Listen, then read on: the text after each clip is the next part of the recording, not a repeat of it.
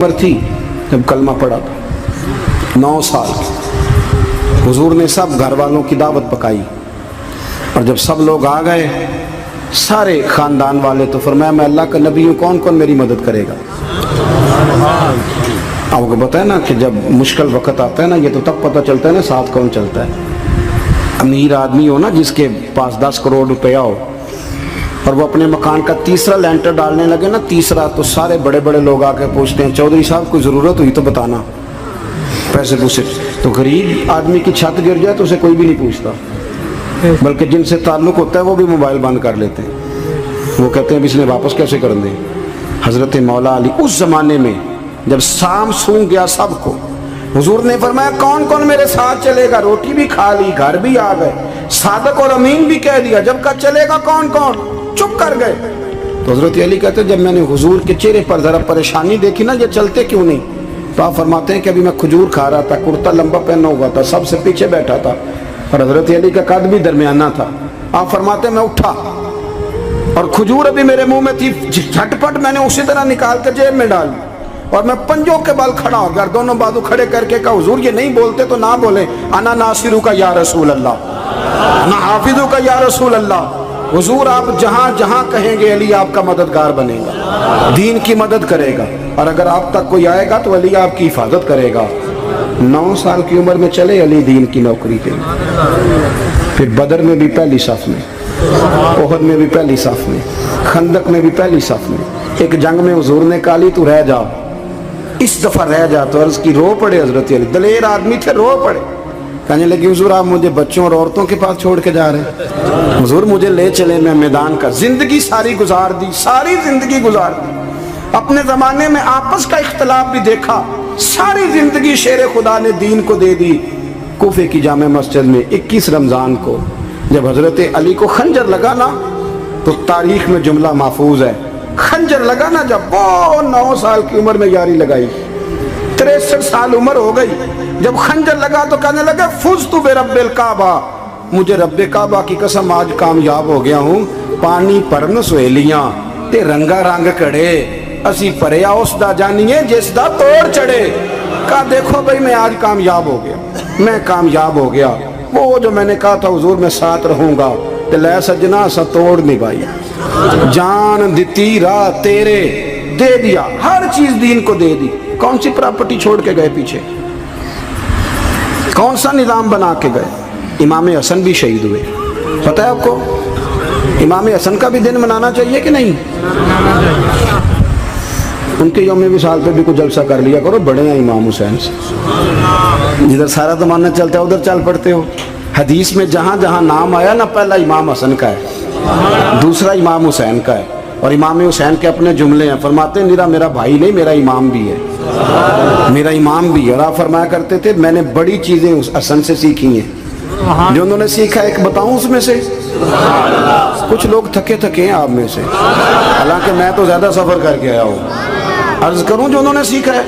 سنو، امام حسین خود بتاتے ہیں، فرماتے ہیں کہ اب میرے بھائی نا امام حسن اپنی ایک بیوی کو طلاق دینا چاہتے تھے، اختلاف شدید ہو گیا، بات طلاق تک آ گئی، مجھے پتہ چلا تو میں پہنچا، میں نے کہا بھائی جان کیا اختلاف ہے بھابھی سے؟ سنا طلاق دینے لگے ہیں؟ فرمایا ہاں طلاق دے دوں گا۔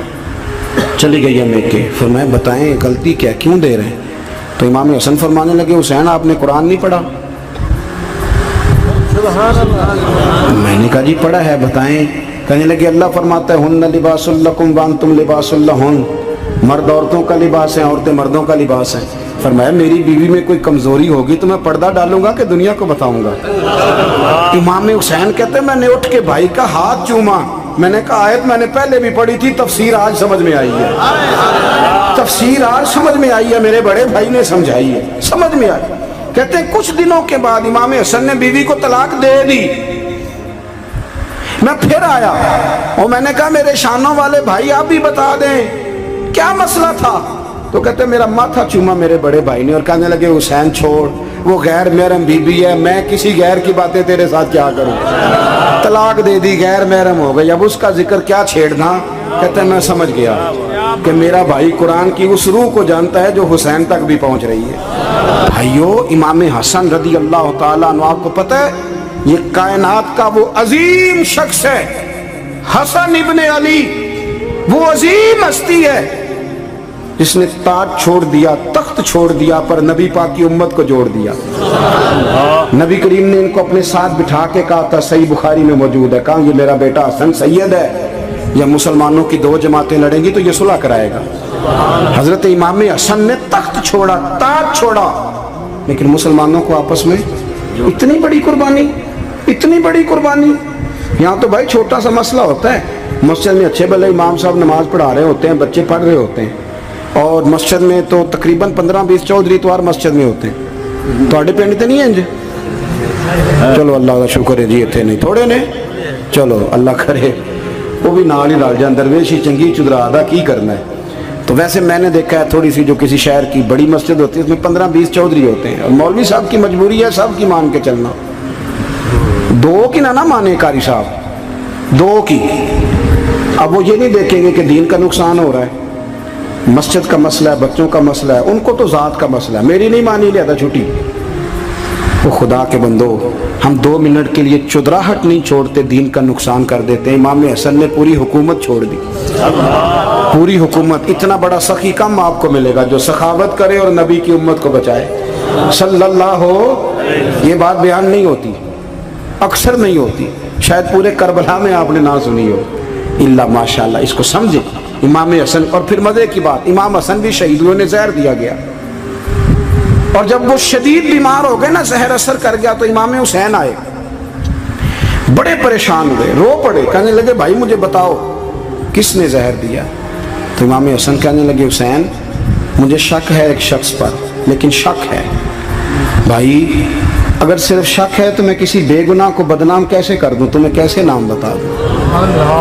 یہ نامعلوم پرچے کراتے نہیں ہم روز نامعلوم پرچے، جس پہ دشمنی ہے اس کا نام لکھا دو، ختم ہو گئی بات۔ امام حسن کی تربیت دیکھو، فرمانے لگے جس پر مجھے شک ہے اس کا نام بتا دوں، تو اگر وہ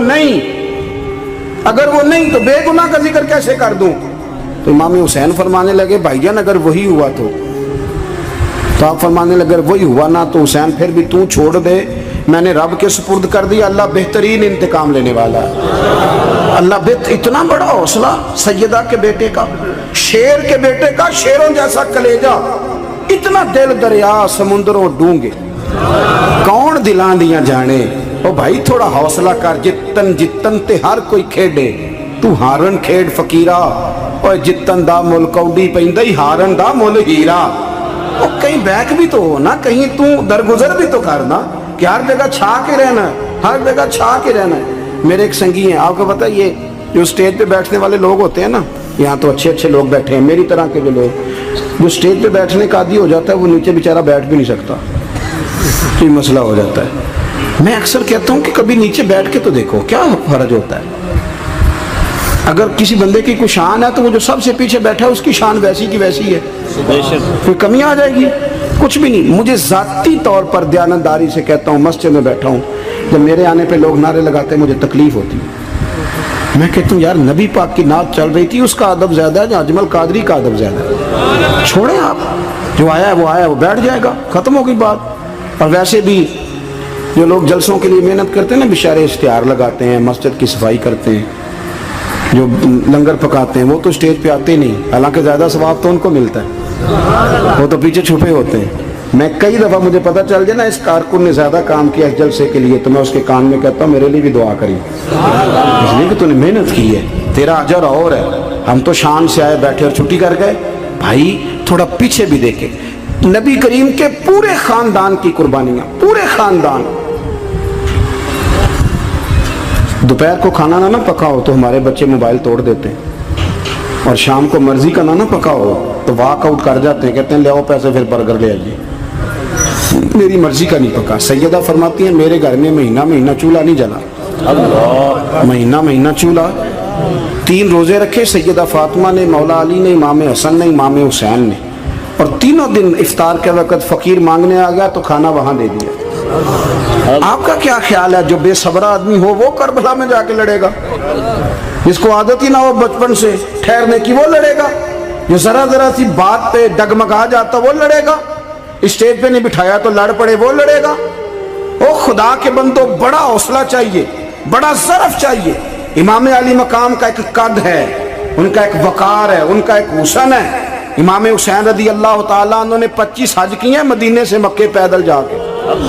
دونوں بھائیوں نے ہر روز 10 سپارے قرآن پاک کے امام حسین پڑھتے تھے. حضرت عبداللہ ابن زبیر کہتے ہیں میں سیدہ فاطمہ کے بیٹے حسن اور حسین سے جب بھی ملا ہوں دونوں بھائیوں نے روزہ رکھا ہوا ہوتا تھا. انہوں نے اپنی زندگی تقوی سے گزاری, پرہیزگاری اور سخاوت. سبحان اللہ. پتہ ہے سخی مالدار نہیں ہوتا, حضور نے فرمایا بندہ دل کا غنی ہوتا ہے. مالدار تو بندہ بنتا ہی تب ہے جب پیسے جمع کرے, سخاوت کرنے سے تھوڑی مالدار بنے گا. اس لیے درویش کہتے ہیں مالا والے سخی نہیں ہوندے, سخیاں کل مال نہیں ہوندا.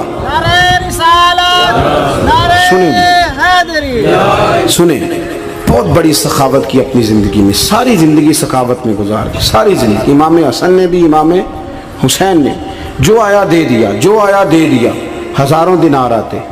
ایک دن ایک فقیر مانگنے آ گیا تو امام حسن حسین دونوں تھے. کہنے لگا میں نے سنا ہے بڑے لجپال ہو, غریب ہو, مہربانی ہو جائے. فرمایا بیٹھ جاؤ رزق آنے والا ہے. تھوڑی دیر گزری تو 3000 دینار آئے. ویسے میرے کو 3 لاکھ روپیہ ہوئے تو مسیطے کنے دینے چاہیے. میں اپنا پہ پوچھنا تھوڑا تو پوچھیا ہی نہیں, میں مشورہ پہ لینا. 3 لاکھ جو میرے کو ہوئے تو مسیطے کنے دینے چاہیے. تسی ظاہر ہے ان کو دیانتداری والا مشورہ ہی دینا ہے نا, جی نہیں کرنا جو ہی دسنا جی نا. کتنا 1000 ہیں.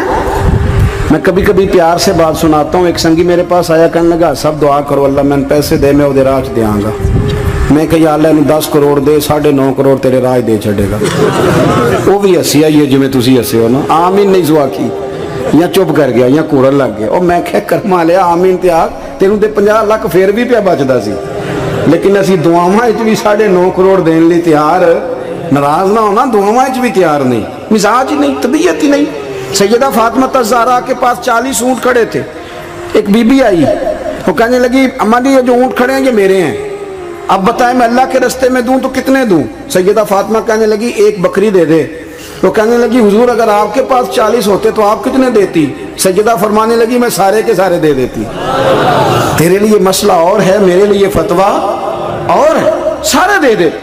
3000 دینار آئے امام حسن اور حسین کے پاس. فقیر بیٹھا ہے. فقیر کہتا ہے میرے دل میں خیال تھا کہ 5-10 دے دیں تو میری موت بن جائے گی, پر مجھے نہیں پتا تھا کہ اتنے سخی گھرانے کے پاس آیا ہوں. 5-10 دے دیں تو موت بن گئی. کہتے امام حسن نے 3000 دینار میری ہتھیلی پہ رکھے اور میرا ماتھا چوم کے کہنے لگے یار میرا تو خیال تھا کہ تیرے انتظار پر تجھے کچھ ملے گا, پر یہ رکھ لے. مجھے پتا ہوتا کہ تجھے اتنا ملنا ہے تو میں تجھے انتظار نہ کراتا. جلدی دے, خود بھیک دے خود ہی کہے منگتے کا بھلا ہو. اپنی زندگی نفاست سے گزاری اہل بیت, قربانی دے کے گزاری.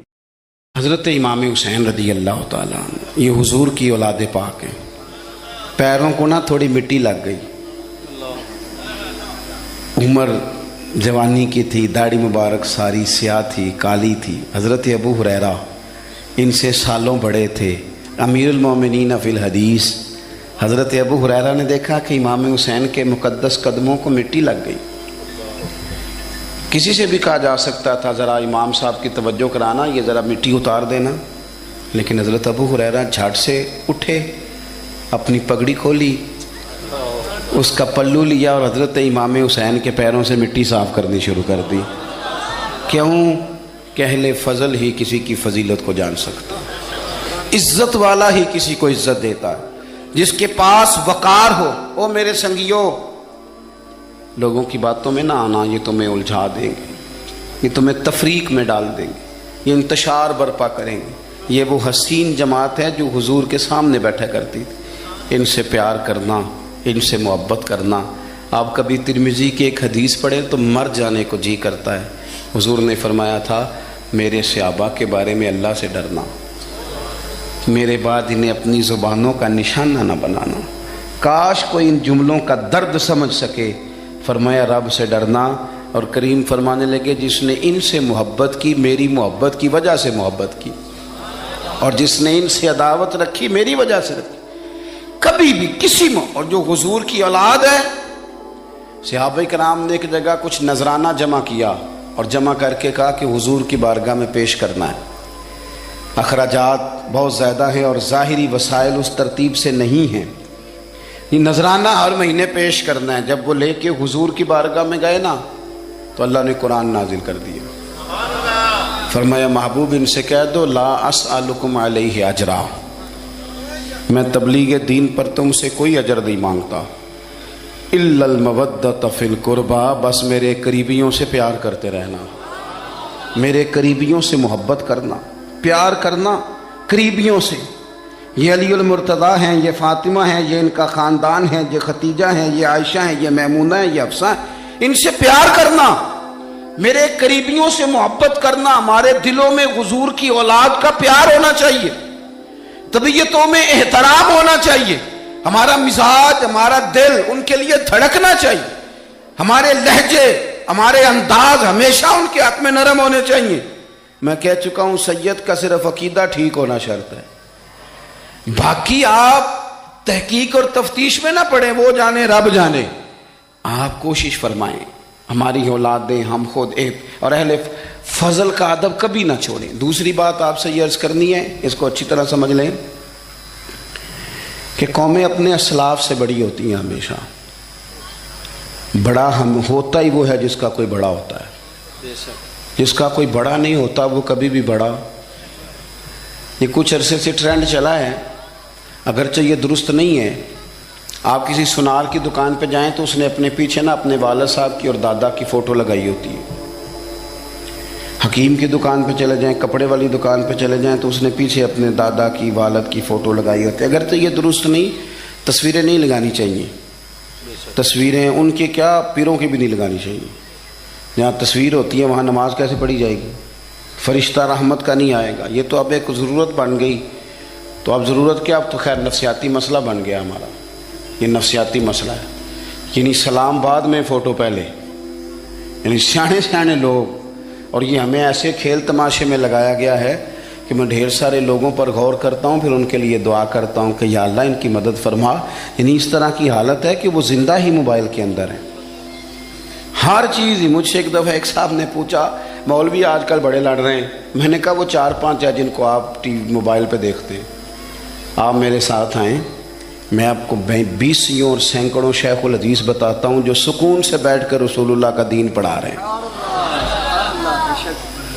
تو آپ مسئلہ سے تو یہ ہے کہ ہم نے کل زندگی وہ سمجھ لیا جو موبائل کے اندر ہے. بہرحال وہ تصویر لگائی ہوتی ہے سنار نے بھی اور حکیم نے بھی اور ڈاکٹر نے بھی اور بہت سارے لوگوں نے کہ جناب اب یہ جو تصویر لگاتے ہیں تو اس کے پیچھے پوری حکمت ہوتی ہے. آپ ان سے پوچھتے ہیں یہ فوٹو کیوں لگائی ہے تو وہ کہتے ہیں ہم یہ بتانا چاہتے ہیں کہ یہ کام آج نہیں ہم نے شروع کیا، ہمارا شجرہ پرانا ہے، ہمارے باپ دادا سارے یہی کام کرتے تھے، ہمارا خاندانی ورثہ ہے. وہ ثابت یہ کرنا چاہتے ہیں کہ ہم پیچھے سے ہمارا ایک سلسلہ آ رہا ہے. ساری دنیا اپنے اکابرین کو، اسلاف کو، بڑوں کو ان کے زور پر بڑا ہونا چاہتی ہے. یہاں کچھ لوگ ایسے آئے ہیں جن کے نزدیک معاذ اللہ صحابہ ہی ٹھیک نہیں تھے، اہل بیت ہی ٹھیک نہیں تھے. آپ اپنی سند کیسے مضبوط کریں گے؟ اگر وہ اولین جو حضور کے سامنے بیٹھتے تھے وہی ٹھیک نہیں تھے تو پھر ان سے ہو کے جو دین آگے آیا اس کو تم کیسے ٹھیک مانو؟ ساری چیزوں کو مشکوک کرنا چاہتے ہیں.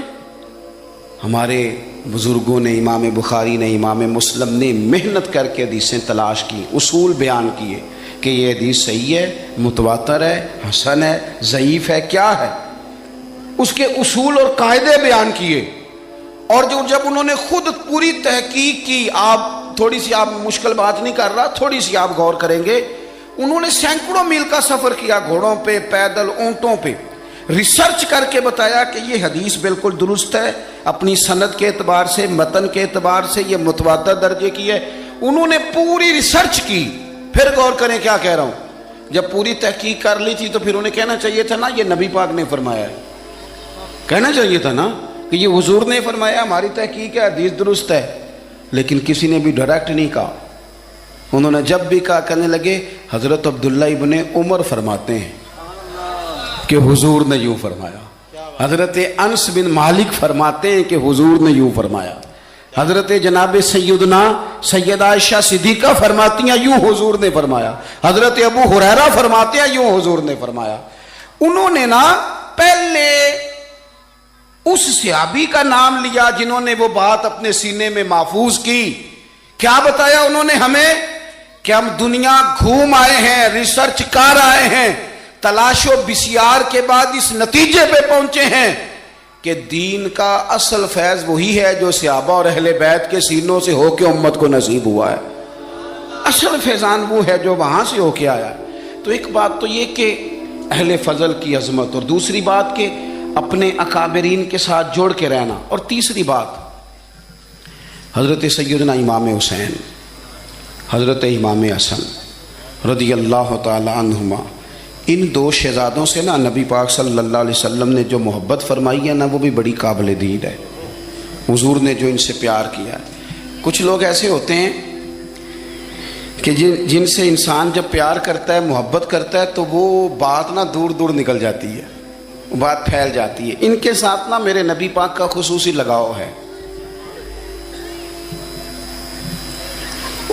اس کا مطلب یہ نہیں کہ ہر نانا ہی اپنے نواسے سے پیار کرتا ہے, یہ معنی نہیں. رسول پاک علیہ السلام جو کام بھی کرتے ہیں اللہ کی وحی کے ساتھ کرتے ہیں. حضور کا ہر کام وحی خدا ہے, اپنی مرضی سے حضور کوئی کام نہیں کرتے. تو نبی پاک نے جو بھی کیا ہے وہ امت کے لیے نمونہ ہے. حسنین کریمین سے جو حضور کا پیار ہے, جو نبی پاک علیہ السلام کی ان کے ساتھ والہانہ محبت ہے. اعلیٰ حضرت بریلوی نے حدیث لکھی ہے, راوی حضرت عثمان غنی ہے رضی اللہ تعالیٰ عنہ. حضور سید عالم صلی اللہ تعالیٰ علیہ وآلہ وسلم نے نا گھر میں پیغام بھیجا, فرمایا فاطمہ سے کہو ذرا حسن حسین کو تو بھیجے. یہ سارا دن ہی حضور کے پاس رہتے ہیں, سارا دن ہی, لیکن وہ جو والہانہ پن ہے, جو محبت ہے, جو ان کے ساتھ محبوب کا خاص لگاؤ ہے. سیدہ سے کہو ذرا شہزادوں کو بھیجے, تھوڑی سی دیر ہو گئی آنے میں. اعلیٰ حضرت فرماتے ہیں یوں لگتا جیسے سیدہ فاطمہ کپڑے نہیں ماں بدلنے لگتی بچوں کے, خوشبو نہیں لگانے لگتی, تھوڑی تیاری میں دیر ہو گئی تو محبوب نے نظریں جمائی ہیں اس حجرے کی طرف جہاں سے امام حسن اور حسین نے آنا ہے. رحمت کے عجب ہی جمیلے ہیں, حسنین یہاں پر کھیلے ہیں.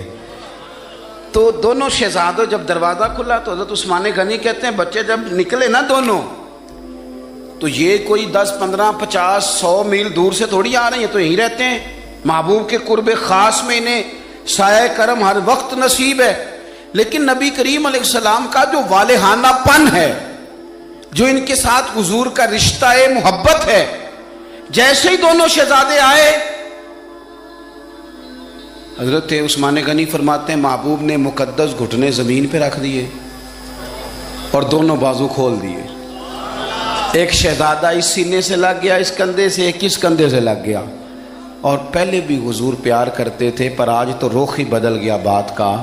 اللہ کے پیارے حبیب علیہ الصلوۃ والسلام فرمانے لگے اے اللہ, یہ دونوں شہزادے کندھے سے لگے ہوئے. حضور فرمانے لگے اے اللہ میں ان دونوں سے محبت کرتا ہوں, تو بھی ان سے محبت فرما. اور کہا اے اللہ جو جو میرے حسن حسین سے محبت کرے تو ان سب سے محبت فرما, تو ان سب سے پیار کر جو میرے حسنین سے پیار کرے. اللہ کے پیارے محبوب علیہ السلام کی محبت جب حضور کو, بھائی جس چیز کی طرف محبوب نے ایک دفعہ دیکھا ہے نا, وہ غار ثور میں حضور ایک دفعہ گئے ہیں, 3 دن قیام کیا ایک دفعہ گئے, تو ہمارا تو کئی بار جانے کو دل کرتا ہے. جہاں حضور تھوڑی دیر قیام فرمائیں اس جگہ سے پیار ہو جاتا ہے. اور جن شہزادوں سے حضور اس والہانہ انداز میں پیار کریں, ان کی محبت, ان کا پیار ہمارے دلوں میں ہونا چاہیے. اور کچھ نہ ہمارے جذبات ہونے چاہیے, کچھ ہمارے جذبات میں والہانہ پن ہونا چاہیے ان شہزادوں کے لیے.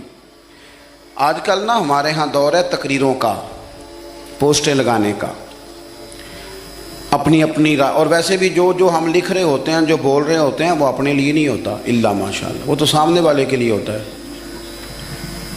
وہ تو حضرت مجدد الفسانی رحمۃ اللہ علیہ کے حالات پہ ایک سیرت نگار نے لکھا ہے کہ آپ نے ایک شخص کو نا اپنے سلسلہ نقشبندیہ میں اجازت دی کہ اب آپ بھی آگے اللہ اللہ بتائیں, تربیت کریں, یہی طریقہ ہوتا تھا. تو ان کو خلافت دے دی. اب وہ سلسلہ طریقت میں آگے اشاعت سلسلہ کا کام کریں گے. کچھ عرصے کے بعد وہ خلیفہ صاحب نے حضرت شیخ کو خط لکھا تو کہنے لگے حضور آپ نے فقیر کو اجازت دی تھی، اب میں تقریر بھی کرتا ہوں، تدریس بھی کرتا ہوں، تصنیف بھی کرتا ہوں. تو حضرت فرمانے لگے آپ بہت اچھے کام کر رہے ہیں، رب آپ کو برکت دے، پر یہ سارا کچھ تو آپ لوگوں کی اصلاح کے لیے کر رہے ہیں، کچھ اپنے لیے بھی کرتے ہیں.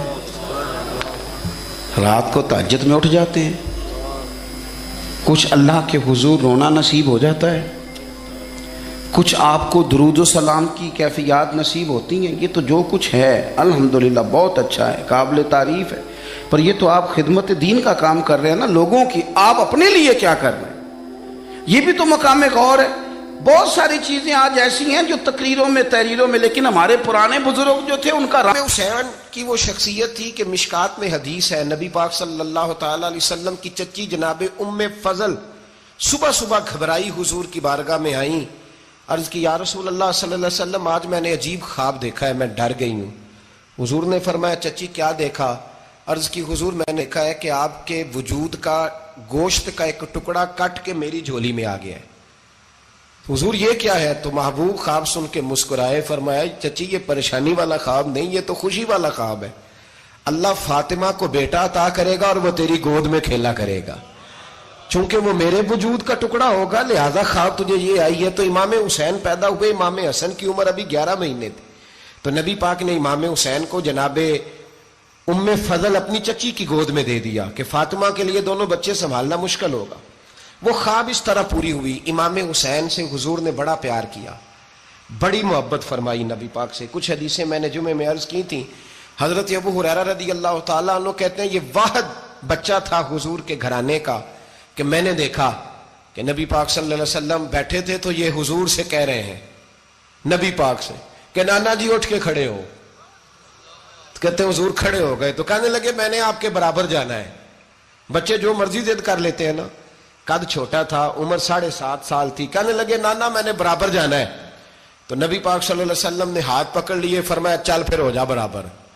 تو حضرت ابو ہریرہ کہتے ہیں انہوں نے حضور نے ہاتھ پکڑے، اوپر کھینچا تو امام حسین نے پہلے اپنے پیر حضور کے گھٹنوں پہ رکھے، پھر نبی پاک کے سینے پہ رکھے، اور جب ان کا قد سر تھوڑا سا حضور سے اونچا ہو گیا تو محبوب فرمانے لگے چل بس کر، تو نے تو کہا تھا آپ کے برابر ہونا ہے، تو اوپر نکل گیا ہے، چل بس کر. فرماتے پھر امام حسین نے زبان باہر نکالی تو محبوب ان کی زبان چوسنے لگے، پھر ساتھ لٹا لیا اور انہیں سونگھنے لگے.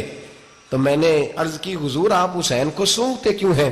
تو فرمایا ابو ہریرہ مجھے حسین کے وجود سے جنت کی خوشبو آتی ہے، مجھے حسین کے وجود سے جنت کی. ایک دن حضور گزر رہے تھے. اصل اس طرح تھا کہ یہ نبی پاک کا حجرہ تھا. جن لوگوں کو اللہ نے مدینے کی زیارت کرائی ہے وہ جان سکتے ہیں نبی پاک کا حجرہ تھا. تو حضور کے حجرے کی اس جانب یعنی مسجد کی جو بالکل سیدھ ہے اس کی بیک میں سیدہ فاطمہ رہتی تھی. تو حضور اکثر نہ نماز کے لیے جب نکلتے تو حضرت فاطمہ کے حجرے کے پاس سے ہو کر دوبارہ محراب میں جاتے. محبوب حجرے کے پاس سے گزرے تو امام حسین رو رہے تھے. تو حضرت فاطمہ نے کسی بات میں جھڑک دیا تو امام حسین رونے لگے. تو نبی پاک نماز کے لیے گئے تو واپس لوٹ آئے اور واپس تشریف لا کے کہا فاطمہ حسین کو کیا ہوا؟ عرض کی یا رسول اللہ تنگ کر رہے تھے میں نے ڈانٹ دیا ہے. کیا خوبصورت جملے ہیں حدیث پاک میں. سرکار نے فرمایا فاطمہ اس کو حسین کو نہ رونے نہ دیا کر، یہ جب روتا ہے نا تو میرے دل کو تکلیف ہوتی ہے. تو بی بی صاحبہ کہتی ہیں یہ حکم آیا نبی پاک کا میرے نا، پھر میں نے ڈانٹنا چھوڑ دیا. یہ ان کے فضائل تھے کم. ان کی تربیت خود نبی پاک نے فرمائی، خود ڈیوٹی. میں کسی منطق کا میں اب تو اللہ تعالیٰ معاف کرے، پہلے ہم لوگوں کو کہتے تھے فلانی مجلس میں نہ جانا فلانی، اب تو مصیبت بن گئی ہے، جانے کی ضرورت نہیں، ہر شے موبائل میں آ گئی.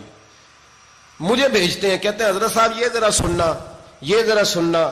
کل کراچی سے کچھ مہمان آ گئے تو اب بچوں نے وہ کلپ سنبھال کے یہ مولوی دیکھو کیا کہتا ہے. اب آیتیں پڑھی جا رہی ہیں قرآن پاک کی، اتنا ٹکڑا یہاں سے لیتے ہیں، اتنا ٹکڑا یہاں سے لیتے ہیں اور ملا کے پتہ نہیں کون سا مکسچر بنا رہے ہیں. کسی آیت کا ترجمہ نہیں، کوئی واضح حدیث نہیں. ایسے ہوا ہوگا پھر اس کو اس سے جوڑ لیں تو کیا بنتا ہے، اتنی جمع کر لیں. یہ کون سا دین ہے جو توڑ مروڑ کے بیان کر رہے ہیں؟ کون سا مذہب ہے؟ دین تو واضح کھلی کتاب ہے. اب ہمارا یہ شوق ہے، ہم ہر تماشا دیکھنا چاہتے ہیں، ہم اپنے لوگوں کی قدر نہیں کرتے اور بڑی بڑی دور جا کے ہم غلط معاملات میں جاتے ہیں، پھر ذہن ہمارے شکوک کا شکار ہوتے ہیں۔ ہمیں سمجھنا چاہیے کوئی ایسی کسی دلیل کی ضرورت نہیں ہے، جب ان کے واضح چیزیں ان کی کتابیں میں موجود ہے، حدیث میں موجود ہے، قرآن مجید میں ان کے فضائل کھل کے موجود ہے، تو دور جانے کی کیا ضرورت؟ حضور ان کی ٹریننگ کراتے تھے۔ پہلی بات تو یہ ہے کہ نبی پاک نے دعا مانگی تھی، یا اللہ میرے گھر والوں کو زیادہ روزی نہ دینا، انہیں ایک وقت روٹی دینا، ایک وقت کی بھوک دینا۔ یہ جو 10 دن کربلا میں انہیں ٹینشن نہیں نہ ہوئی، انہیں عادت تھی فاقہ کرنے کی، انہیں 3 دن وصلی روزے رکھنے کی عادت تھی، پہلی بات۔ دوسرا یہ کہ جہاد کی تربیت حضور خود کراتے تھے۔ حضرت فاطمہ الزہرا کہتی میں پردے کے پیچھے دیکھ رہی تھی، نبی پاک نے امام حسن اور حسین سے فرمایا چلو میرے سامنے کشتی لڑو، تو دونوں حضرات آپس میں جب کشتی لڑنے لگے تو نبی پاک نا امام حسن کو کہتے ہیں حسن حسین کو ٹانگوں سے پکڑو، حسن حسین کو پیچھے سے پکڑو۔ جب نبی پاک بار بار امام حسن کو بتا رہے تھے تو سیدہ پیچھے سے بول پڑی، کہنے لگی یا رسول اللہ آپ چھوٹے کو بتائے، آپ بڑے کو بتا رہے ہیں، بڑا تو پہلے 11 مہینے بڑا ہے، تو آپ چھوٹے کو بتائے بڑے کو بتا رہے۔ تو فرمایا فاطمہ تو چپ کرنا، جو میں دیکھ رہا ہوں تو نہیں نہ دیکھ رہی، ایک کو میں بتا رہا ہوں دوسرے کو جبریل امین بتا رہے ہیں۔ تو یہ حضور نے اپنے سامنے ان کی تربیت کی۔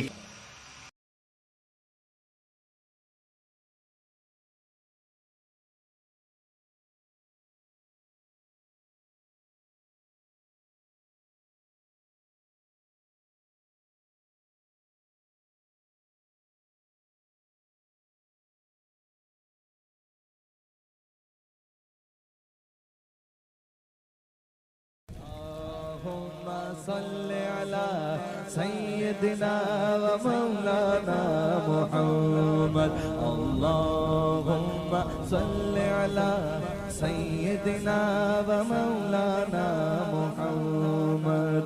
اللہ کے شیر حیدر کرار پر درود، اللہ کے شیر حیدر کرار پر درود،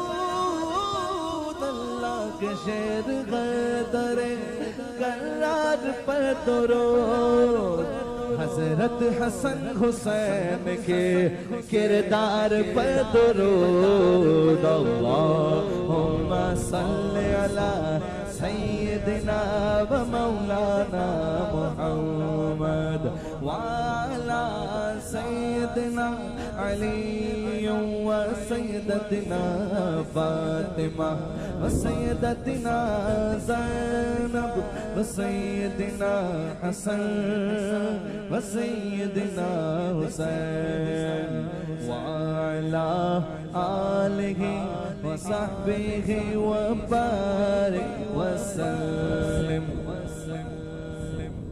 زینب کی بارگاہ میں، زینب